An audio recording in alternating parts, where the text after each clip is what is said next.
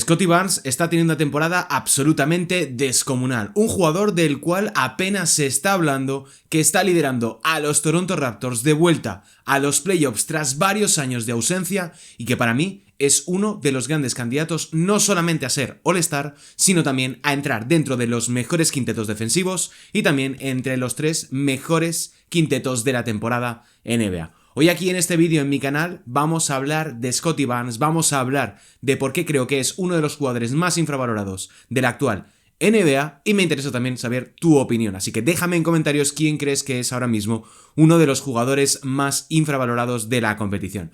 Este es mi canal, mi nombre es Sergio Rabinal, soy comentarista NBA en Prime Video y me puedes ver también en el canal de Gigantes del Básquet. Así que si te gusta mi proyecto y si quieres apoyarme, suscríbete, déjame un like y un comentario. Venga, vamos con el vídeo. He's still Michael Jordan. Doncic pulls up, three-pointer. Bang! LeBron James with no regard for human life. Hola, ¿qué tal? Quería hacer un vídeo de Scottie Barnes porque su temporada está siendo absolutamente tremenda. Vamos primero con los datos. 19,5 puntos, 8,3 rebotes, 5,6 asistencias, 1,3 robos y 1,5 tapones. Descomunal el impacto del jugador del conjunto canadiense, que en esta campaña está siendo uno de los jugadores de mayor impacto en ambos lados de la cancha. Alguien que, si bien está lanzando el 50% en tiros de campo y por debajo del 35% en triples, que es un poco el umbral de la eficiencia, sí que es cierto que cuando desglosamos sus lanzamientos por posiciones, aro, pintura, media distancia y más allá del arco, la verdad es que tampoco son tan malos. 68% de precisión en el aro, 45% en la pintura, 41% en la media distancia sin ser especialmente un gran tirador y, como digo, un 32% en triples desde la frontal, eliminando las esquinas porque su volumen es realmente bajo, donde verdaderamente Scottie Barnes tiene que dar un paso adelante. También se refleja en los tiros en suspensión, en pull-up, donde está en un 40% de precisión y un bajísimo 26% en triples.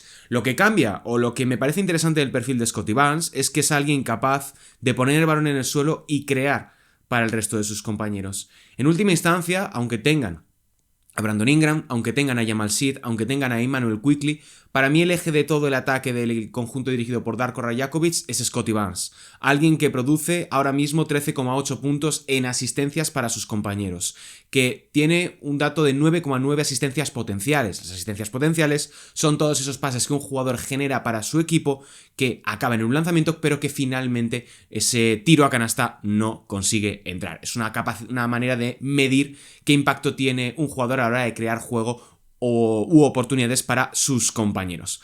Para mí, además, hay que hablar del encaje natural que tiene con Brandon Ingram, que tenía ciertas dudas, no tanto por el perfil que era Brandon Ingram, sino sobre todo por la durabilidad del exjugador de los Pelicans y de los Lakers, alguien que se había perdido muchísimos partidos desde la temporada 2020-2021, pero que en esta ha jugado la práctica totalidad de los encuentros con el equipo canadiense. Han compartido más de 1060 minutos en lo que va de temporada, con un ratio ofensivo de 116 puntos, 5 por 100 posesiones. Son mejores evidentemente sin Immanuel Quickley, del cual hablaré un poquito más adelante después de que cerremos un poco el apartado de Scottie Barnes, y porque creo que Toronto debe apostar definitivamente por Scottie, liberarse del lastre de Immanuel Quickley y potencialmente también de Domantas Sabonis, pero ese es un melón bastante complejo por abrir, y yo creo que Brandon Ingram y Scottie Barnes se complementan mucho. Son dos jugadores que donde no llega uno, llega el otro.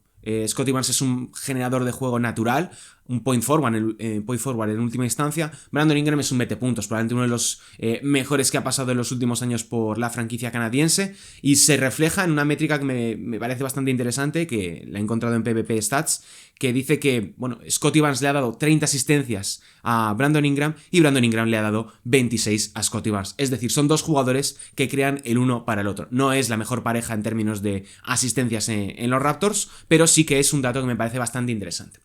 Hay otra cuestión por la cual he hecho el vídeo y es de lo que nadie habla, y es la progresión de Scottie Barnes. Scottie Barnes es un jugador que sistemáticamente ha ido evolucionando año tras año. Probablemente no con el salto que podíamos esperar después de su primera o su segunda temporada en la NBA. Un jugador que es rookie del año en esa pelea muy interesante con Evan Mobley, pero que poco a poco, pese a que los Raptors han tenido muy malos equipos, muy malas plantillas, han estado intentando reconstruir y al mismo tiempo construir un proyecto con jugadores en la misma línea temporal que Scottie, pero la realidad es que Masai Ujiri erró notablemente en esas decisiones, en la mayor parte de ellas, en otras fue un acierto, por ejemplo el caso de Jamal Shead o de otros nombres como Jacoby Walter y en última instancia no sé si Colin Mulray Boyles también formó parte de su toma de decisiones, porque se habló bastante de Kemba Maluach, pero sí que es cierto que hay operaciones que Masai Ujiri hizo que estaban bastante bien pese a la última tendencia. Lo que digo, su progresión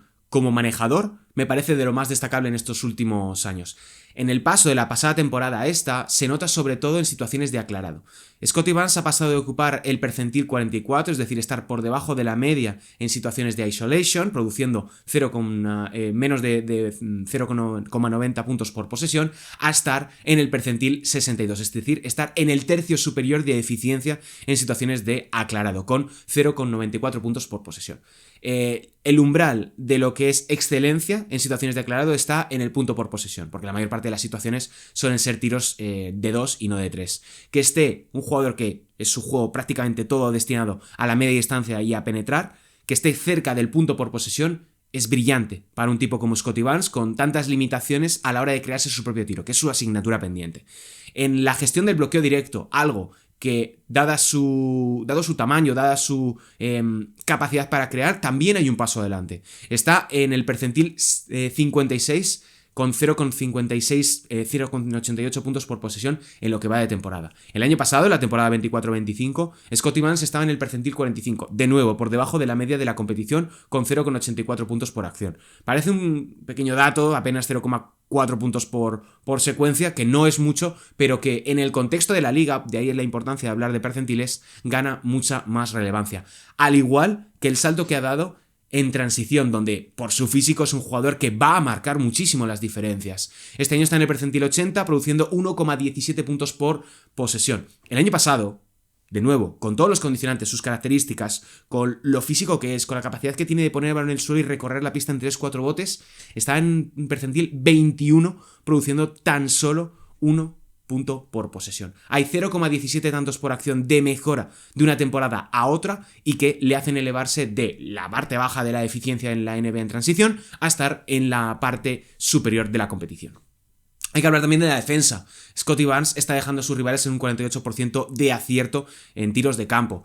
Y este dato que parece muy alto en comparación a, por ejemplo, un 43% de Victor Wembanyama, datos muy notables de Evan Mobley, de Amen Thompson, jugadores de este perfil, cuando lo contrastas con que Scottie Barnes está defendiendo noche tras noche al mejor jugador del otro equipo, que está sosteniendo en muchas ocasiones el sistema defensivo de los Raptors porque es muy intenso, va mucho al robo, es capaz de llegar a los tapones, a buena parte de las acciones en tapón, pones en contexto el rendimiento de un jugador como Scottie Barnes, que sería más alto ese dato, o más bajo en este caso, hablando de la defensa del acierto que genera, que limita a sus oponentes, si no tuviese que medirse al mejor jugador del otro equipo, o si tuviese que defender fundamentalmente interiores, donde es más fácil que esa estadística tenga un porcentaje más inferior y, por tanto, sea un mejor dato.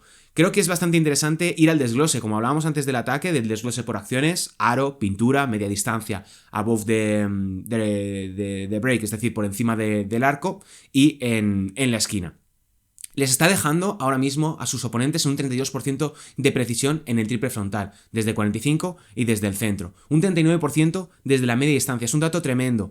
En la pintura el 45% y en el aro un 64%, que sí que es cierto que es un poquito alto por encima de la media de la NBA, pero es un muy buen dato teniendo en cuenta el volumen de situaciones que tiene que defender el jugador de los Raptors. Lo que os decía, defiende en buena medida al mejor jugador del otro equipo. Unos matchups destacados, unos emparejamientos que he sacado de NBA.com. A LeBron James le ha dejado en un 52% de precisión en 71 posesiones en lo que va de temporada. A Giannis Antetokounmpo en un 44% en 69 acciones. A Karl Anthony Towns en un 33% en 66 posesiones defensivas. Son datos mayúsculos de jugadores que están en su mismo rango físico, en su misma posición prácticamente, porque Towns en última instancia es un 4, aunque en muchas ocasiones juega de 5 en los Knicks por necesidad, pero son jugadores con los que él iguala a nivel físico. LeBron evidentemente no es el mismo de hace 10 años ni el mismo de hace 5, pero sigue siendo uno de los jugadores más determinantes, sobre todo teniendo en cuenta que se ha vendido a LeBron en un lapso desde el mes de diciembre, mediados del mes de diciembre, hasta la actualidad, donde hemos visto una muy buena versión de LeBron James, a pesar de que evidentemente está un poco condicionado porque se midió en ese partido en el que se queda por debajo de los 10 puntos y hace Scottie Barnes, insisto, un trabajo increíble y es la principal razón por la cual LeBron rompe esa racha de partidos consecutivos anotando más de 10 puntos. Además, para añadir un poquito de contexto, a Tyrese Maxey, que es un guard, que es un jugador rapidísimo, un tipo veloz, que además contra los Raptors se ha salido en prácticamente todos los partidos que han jugado esta temporada, le ha dejado en un 46% en 40 posesiones. Son datos brillantes para ser mínimo candidato a jugador defensivo de la temporada. Sí que es cierto que, por ejemplo, a Jalen Johnson, que es el jugador al que más ha defendido esta temporada, le ha metido un 71% de precisión en 123 acciones defensivas. Es al que más ha defendido, es normal que esto ocurra, y Jalen Johnson también está siendo un jugador que está rindiendo a un nivel sensacional. Llegamos a la pregunta. ¿Es Scottie Barnes el jugador más infravalorado de la NBA ahora mismo? Antes decía el caso de Jalen Johnson, que también es un muy buen nombre. Habría que hablar también de Jamal Murray, que nunca ha sido All-Star, que este año probablemente lo va a ser con todas las de la ley, porque está teniendo un año sensacional. Julius Randle también podría ser un candidato que lleva cargando con un San Benito desde su época en los Knicks, y en Timberwolves está siendo absolutamente brillante. Me encanta ver a Julius Randle.